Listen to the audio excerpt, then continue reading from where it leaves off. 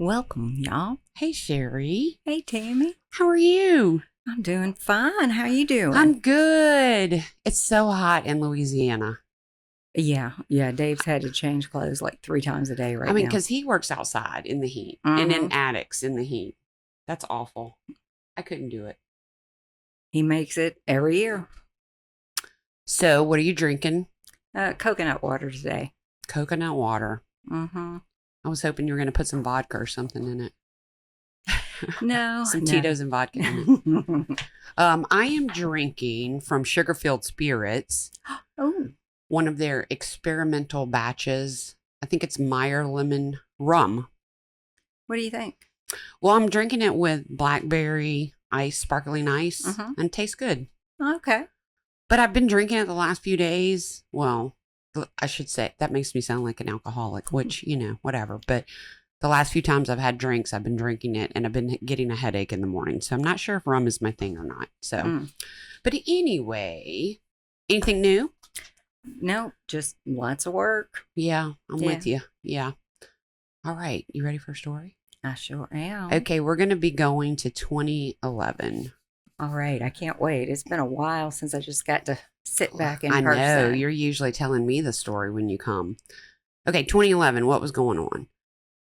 U.S. President Barack Obama announced that Osama bin Laden, the founder and leader of Al-Qaeda, was killed in an American military operation in Pakistan.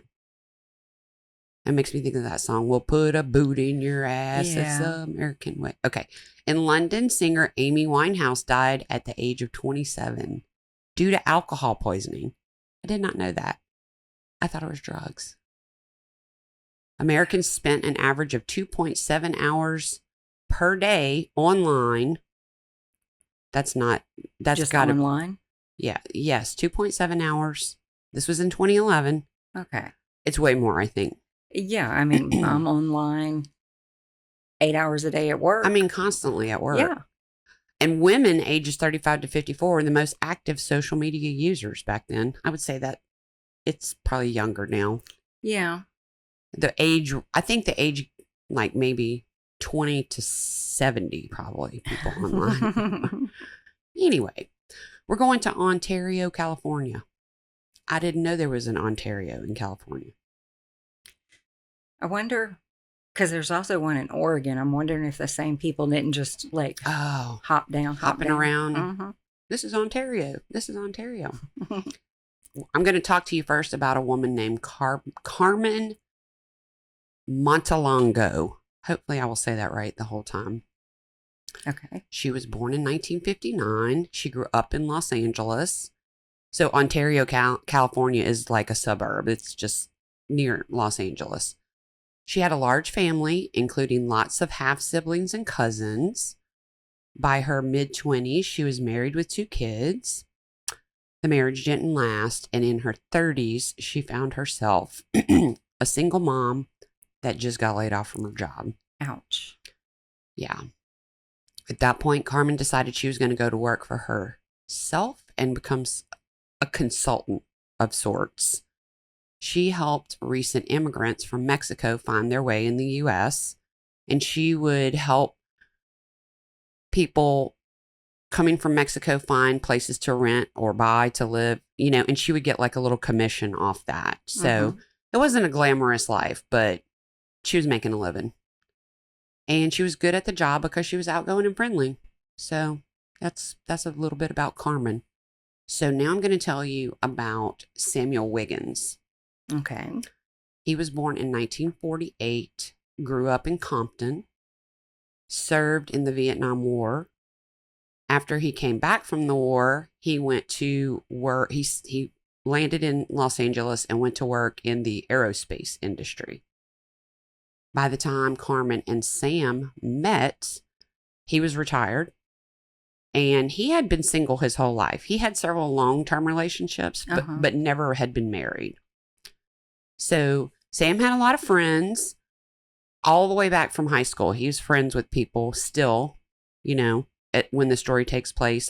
He was close to all of his high school friends. He was close to his neighbors. He was like a grandfather to the neighborhood children. Oh, I know.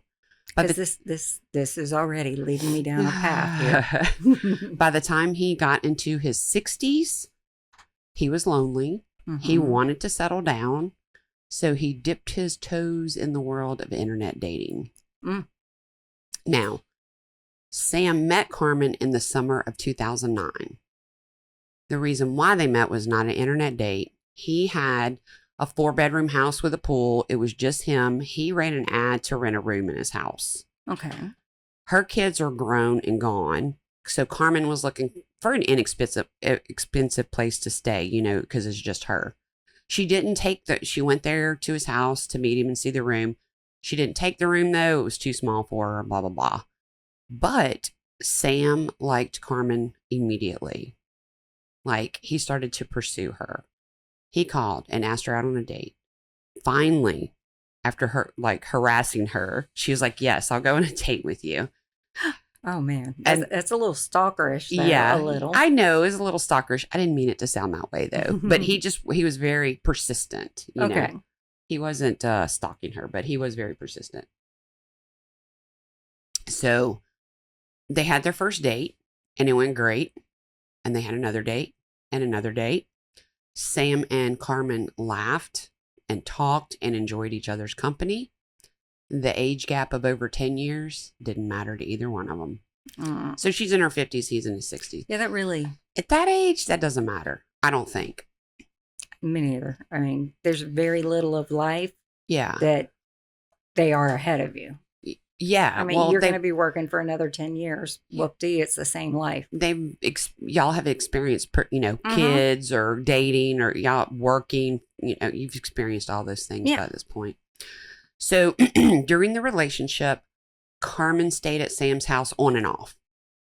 She kept her own place. So, you know, she wanted her privacy. She was very adamant about Sam not just showing up at her place. Call me first, make plans, don't just barge in. I like that.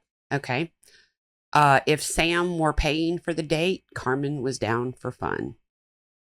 So, now, this part comes from one of Sam's friends.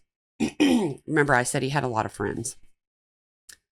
Sam was attracted to Carmen, telling his friends that she had big boobs and he liked big boobs.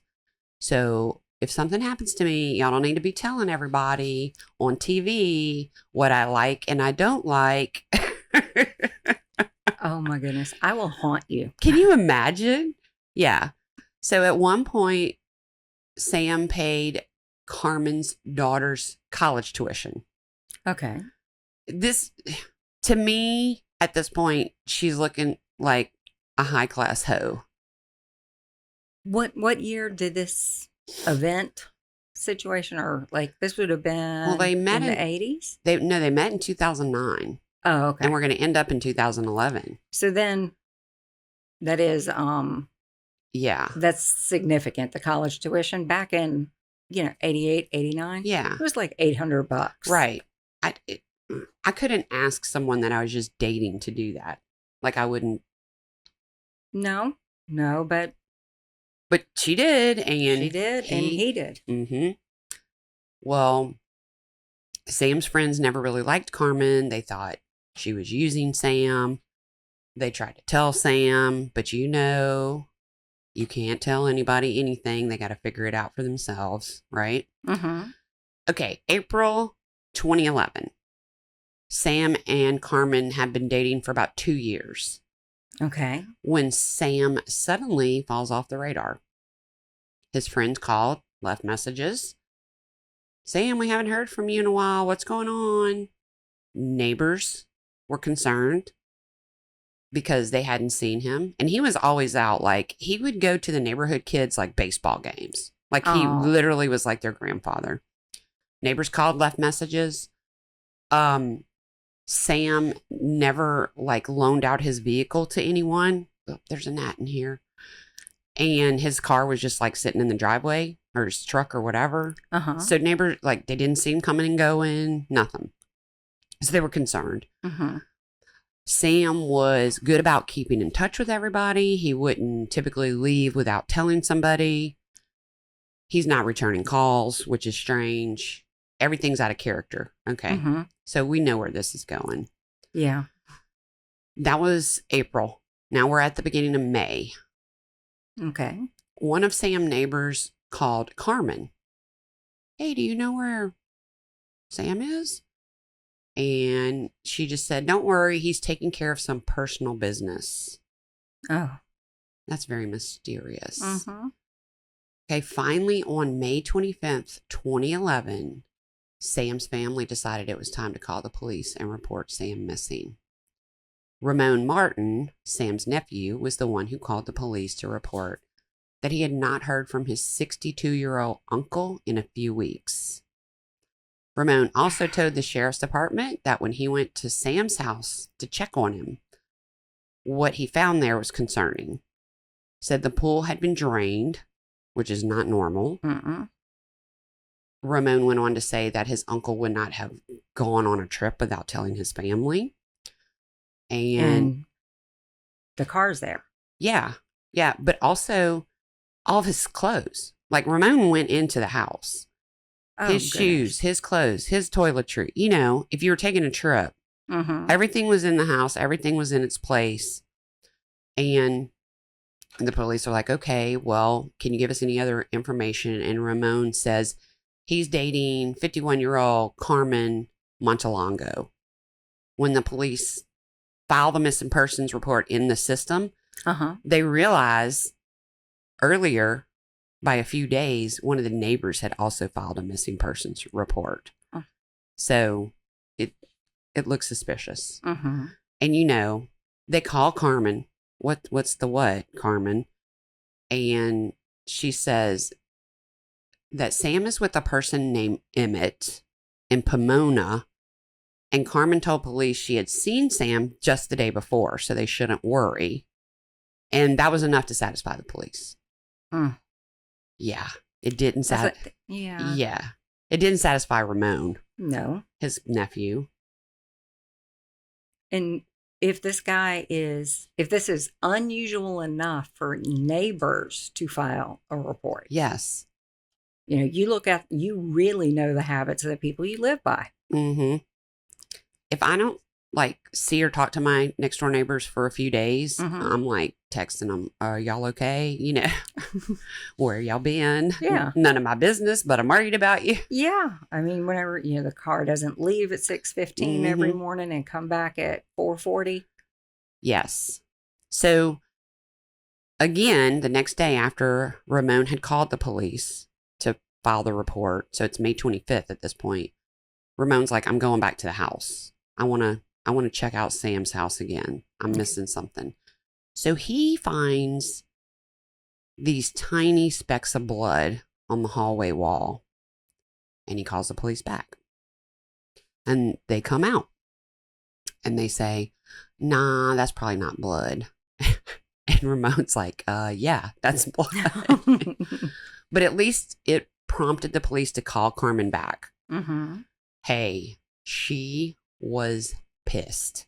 She felt like she was being harassed by the police. Second call from your supposedly 2-year-long boyfriend who's nobody has seen. So what she did after she told him, I don't know where he is, he's with Emmett or whatever, she hung up, they hung up, she called the station back and filed a complaint. So she's talking to a deputy, and the cops felt like it was suspicious that she called back to file a complaint. Because, I mean, honestly, a normal person would be concerned, not just flippant about the whole thing. And so the person that she's talking to, filing the complaint with, starts asking her questions. Just normal shit you would ask somebody if their boyfriend or girlfriend were missing. Yeah. Like, do you know where he is? When did you last see him? She kept bringing up this Emmett guy. She said, I don't know Emmett's last name, but Emmett does drugs. What the hell? Sus. Yeah, because even if you're mad at your boyfriend. But I mean, there's nothing in Sam's background that says he has anything. Would indicate at all that he's gone off with somebody who does drugs. What the hell? Mm-hmm. So the person she's talking to, the investigator she filed the complaint with, starts asking more questions. Mm-hmm. How long y'all been dating? Carmen said 2 years, and we're about to move in together. She said she had been using Sam's car. Remember, Sam doesn't loan his car. The police don't know this, but neighbors know. Mm-hmm. Yeah. By the time the phone call ended, the investigators were convinced that she knew more than she was telling them. Mm-hmm. Okay, May 29th, investigators went to Carmen's house. When they arrived at Carmen's house, Sam's car was parked out front. Carmen was not there. And I don't know how it went, so I'm not going to have a good segue from we're showing up at Carmen's house to we need to get a cadaver dog out here, but that's where it went. And the cadaver dog alerted on Sam's car, specifically the trunk of the car. Mm. So you know what they had to do. Mm-hmm. They popped the trunk. Nothing's in there. But something must have been. Mm-hmm. And that the dog alerting gave investigators enough to feel like Sam wasn't alive anymore. I'm thinking, you know what I wrote down? Where in the world is Carmen Montelongo? The joke was right there. Dave would be proud. I mean, I couldn't help it. Okay. All right. So I think that I said it was May 29th, right? When they were at Carmen's house or something, I guess. But anyway, I don't know if it's the next day, but 18-year-old Matthew Bell calls 911. He said he wanted to report a murder. He said his 51-year-old cousin, Carmen, showed up at his house and was frantic. Carmen told Matthew that she needed his help immediately and that she would give him $5,000 to help her. Bro, who got $5,000 just laying around? Mm-hmm. She doesn't seem like she's like that well off. Mm-hmm. She tells him, I need help digging something up from my backyard. Oh, no. Matthew and his brother, yeah, we'll help you. They go to her house. They dig. They get to a plastic trash bag. She sees it. She's reaching down. Carmen's frantically trying to get the bag out of the hole. The bag rips. And Matthew said the smell hit him so hard that he was gagging and vomiting. Oh. That you could smell the smell all around the entire block. Also sticking out of the bag were chopped up legs. Oh, man. Carmen was pulling body parts out of the bag and the ground and tossing them into a nearby trash can. So Matthew, being a very smart young man, is thinking, maybe I shouldn't take the $5,000. Maybe not. This is sus. I'm thinking So he left Carmen's house on foot and called 911. Now, remember, he had his brother with him. So they're walking away from the house. He's calling 911. Carmen is following them and begging them to come back and help her more. And she was pulling the wheeled trash can with her down the street, chasing after them. She was desperate. Mm-hmm. And they just wanted to get out of there. So thanks to the 911 call that Matthew made, police did come to the scene. Now, at this point, Carmen is about 2 blocks away from her house, dragging that trash can. Imagine that 911 call, though, and how... Because you can hear him online. Like, there's a recording of him calling. Is he telling 911 there's a lady following after me with a chopped up corpse in a trash can? Pretty much. Like, when he started, he was like, I need to report... And I don't think he knew really what to say. And he just went, I think a murder.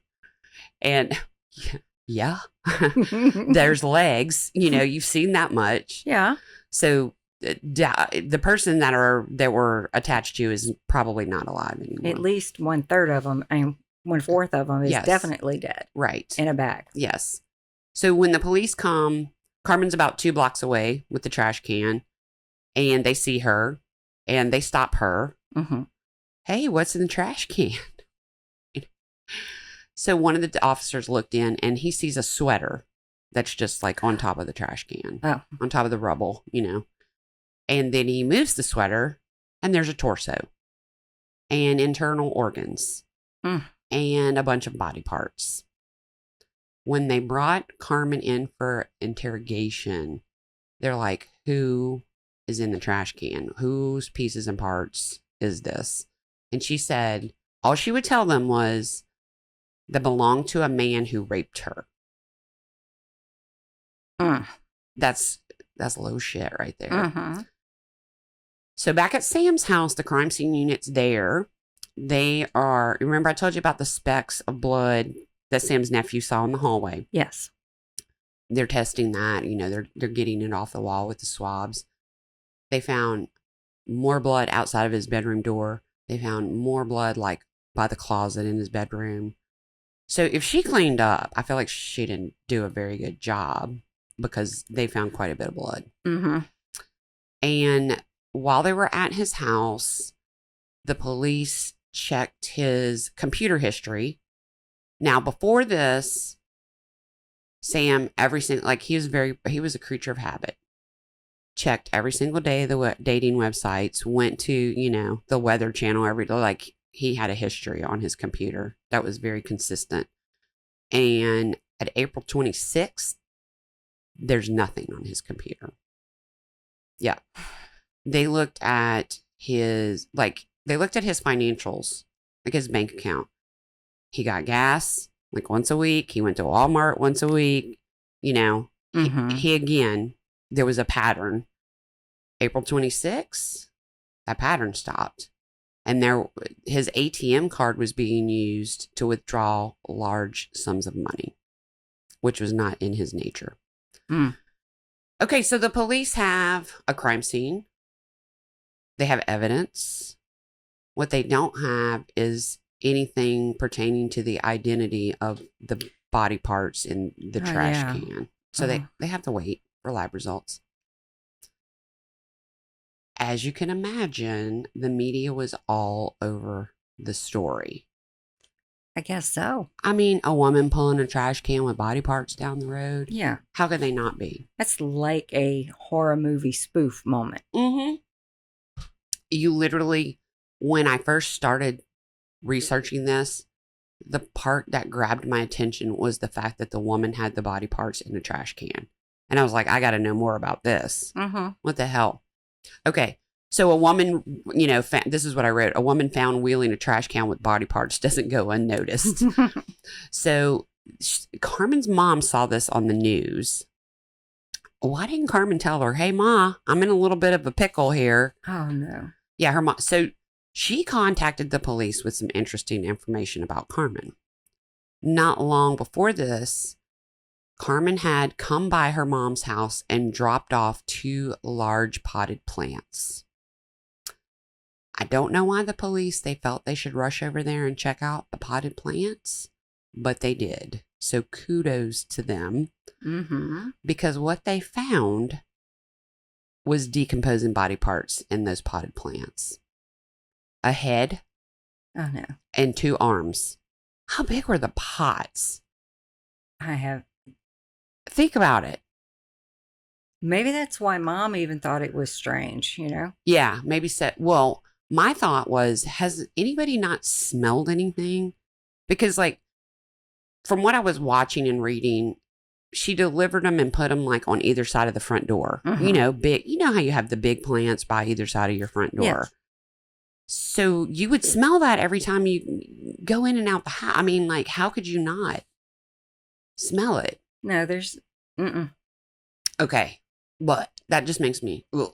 So she's not only chopped this guy up, whoever he is, but she's now putting him in potted plants and delivering him around the city. I guess that was her way of thinking, I can get rid of him piece by piece and go unnoticed. So, on June... Well, then... Stupid criminals. No. On June 2nd, the medical examiner was able to confirm that the body parts were, in fact, Samuel Wiggins. We knew that was coming. From all the evidence, investigators were able to reconstruct what they think actually happened. They believe that Sam was attacked like right outside of his bedroom door, and he was stabbed twice in the chest there. Mm-hmm. As he's going down the hall, kind of probably stumbling, he grabbed the wall where there's some blood. He fell down. Now he fell face down. Mm-hmm. While he was face down, Carmen stabbed him 22 times in his back. Once he was dead, they determined he was dismembered with both a saw and a knife. They knew it happened sometime before May 8th because that was the day she delivered the potted plants to her mom's house. Okay. So now we have a time frame, Mm-hmm. April 26th to May 8th. Okay. So she gets arrested, obviously. Over 3 years later, in August 2014, the trial started. That's how long stuff takes today. So I'm not sure how it. Anyway, the prosecution showed that Carmen was that this was their. What do they? Their her motive for this is their plan. Okay, Carmen was sleeping with men for money her whole adult life. There were a lot of older men who she seduced and conned them out of a lot of money. In fact, there was a man who she was sleeping with at the same time she was having a relationship with Sam. You remember how she liked her apartment and her privacy and don't just show up. Don't surprise me. Well, that makes sense. Yeah. So this crossing paths. Yeah. Yeah. You don't want them finding out about each other. I don't know the name of this man that she was having a relationship with at the same time as Sam, but the prosecution found him and called him to the stand. And he testified that Carmen took financial advantage of him and was using him for his money. The prosecution told the jury that Carmen took another sugar daddy for everything he was worth. Finally, this is not one and done thing. Finally, the prosecutor was able to show that Sam knew Carmen was stealing from him. Sam had told neighbors and friends that she was stealing from him and that he was going to report her to the police. So shit got real for her at that point. So obviously her motive, I'm going to get him before he gets me. Let's talk about Carmen's defense. Okay. Her side of the story. Carmen said she had been raped by Sam. Carmen didn't kill Sam. One of her ex-lovers killed Sam. That's how she played it. She said she was the one who discovered Sam's body. Now, how did she explain walking down the street with body parts in the trash can? Just take a stab. How? Go ahead. She said she was bringing the remains to the police station to show them. Yeah, dug them up and... This bitch. I'm taking them in a trash can. Bruh. You call the police, they'll come to your house. Like, I found some body parts. They'll come. They'll come right where... Yeah. They'll bring you coffee and a blanket and sit you down. And the jury was like, nope, we're not having any of your bullshit. And on August 29th, 2014, Carmen Montelongo was found guilty of first-degree murder. When she was sentenced, she was allowed to address the court. Oh, wow. This crazy bee demanded a new trial while she was addressing the court. The judge denied her request. He sentenced her to 26 years to life, which disturbed me. Why 26 years to life? That just doesn't seem like enough. She is eligible for parole in 2037. So she served 3 years. Okay, so when they arrested her, it was 3 years till the trial, which would have been, 2014 to 37. I'm not doing fast math. 6, 17. So let's just say that's a little over 20 years. So why even put the 26 in there? Yeah. I was like, you didn't just kill someone, you chopped them up. I wonder if there's Well, no, because that still wouldn't make sense. I was about to say here, when a judge wants you to stay in for the full amount of a certain sentence, he will sentence you to 26 years plus 1 day. I'm wondering if somehow that math doesn't figure in how he said it. Oh, you mean the life part added on there? Or like, I feel like to me, if you give somebody 26 to life, that means if you're an asshole in jail, you might do life. But if you're good every single day and do your time, you're going to get out. You're going to get out. Yeah. But I'm wondering if that, like, that she just got eligible and he just got eligible for, she just got eligible for parole at the 20-year mark. Oh, okay. So I'm wondering if extending it to life might extend the first parole date. That's a good point. I mean, I don't know their California law. law. I don't either. But it was very obvious to me that the judge did not like her when she was having her little spiel, because he was like, nope, you're not getting a new trial. Everything was fair. You even testified on your own behalf. You came on the stand and, said your piece. And he's like, no, you're not getting a new trial. So, okay, this is the last little tidbit I have to tell you about Carmen. She's now engaged to another inmate.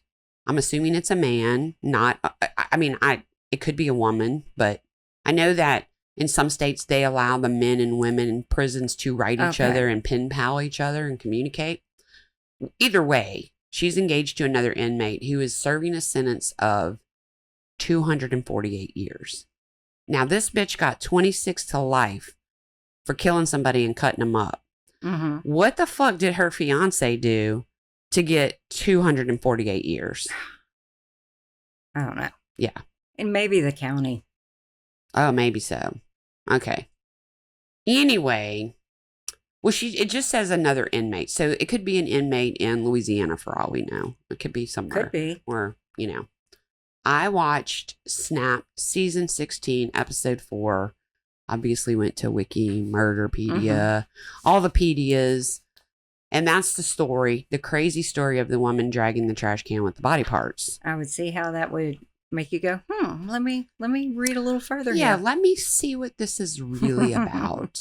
Because surely she has an excuse for, I'm taking him to the police station. All right, you want some funny stuff? I sure do. Okay, so these are from, the Washington Examiner. And I'm going to read them. Like I did read through them, but I'm going to read them as is from my phone. Here I am on my phone again, y'all. That doesn't happen very often. FBI trainees broke into the wrong apartment in Boston and handcuffed and interrogated a man for nearly an hour before realizing their mistake. Sources familiar with the matter told WBZ chief investigative reporter that the mix-up occurred during a mock exercise. Oh, no. Trainees were supposed to break into a designated apartment where an actor would be waiting, and they would extract information from him. That's fucked up. Oh, you're just sitting in your living room. Rah! Trainees. FBI trainees. I wonder if he got paid. I bet you to shit he got paid.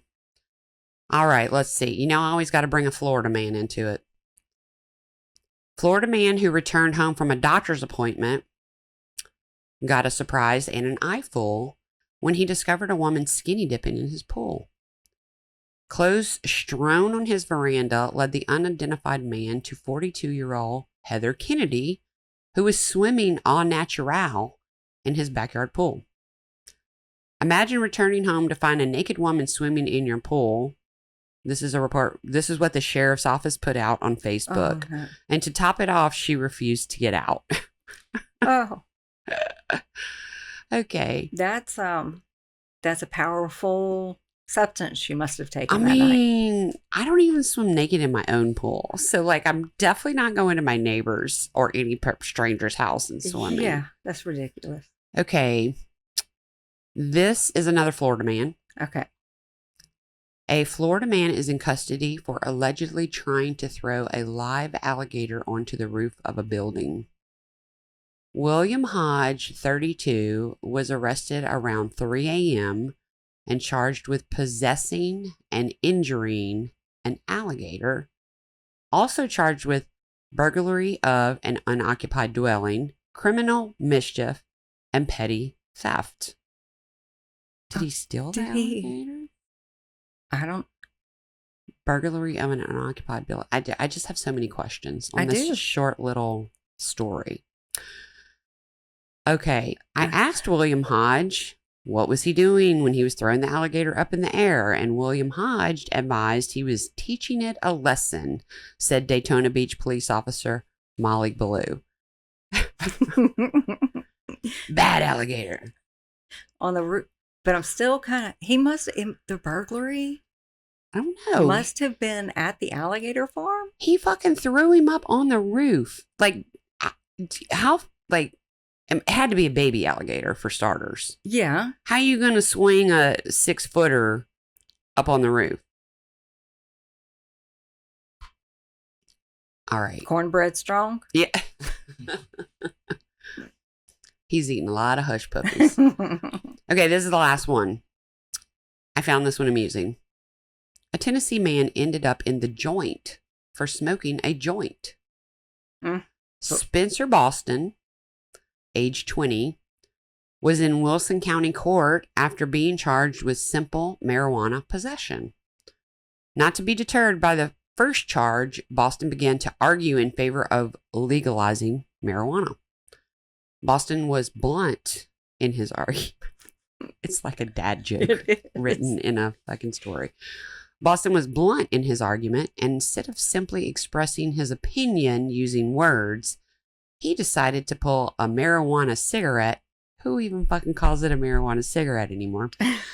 He decided to pull a marijuana cigarette from his pocket, light it, and begin puffing it while facing Judge Haywood Berry.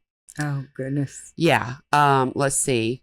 The man was able to get in several short inhales before security realized what he was doing and led him from the courtroom to laughter from those in the crowd.